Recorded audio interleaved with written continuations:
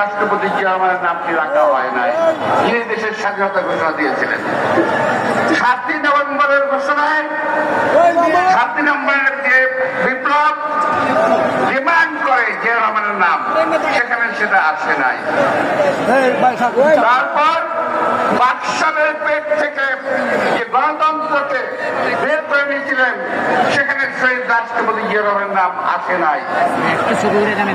বহুদলীয় গণতন্ত্র কায়েম করেছেন দেশনেত্রী বেগম খালেদা জিয়া, তার নামটি আসে নাই। এটা আমাকে অত্যন্ত পীড়া দিয়েছে বলে আজকে আমি জনগণের সামনে তুলে ধরলাম। আমাকে ক্ষমা করবেন আমার নেতৃবৃন্দ, আমার ভাইরা। আমি তারপরেও সকল দুঃখ স্বীকার করে নিয়ে, সকল ভুল ভ্রান্তি স্বীকার করে নিয়ে গতকালের ঘোষণাকে আমি স্বাগত জানাচ্ছি। আবারও বৃহত্তর গণতন্ত্রের স্বার্থে, জাতিক ঐক্যবদ্ধতার স্বার্থে, আগামী দিনে এই দেশে একটি সুষ্ঠু ভোটের স্বার্থে আমরা সকল কিছু মেনে নিয়েছি।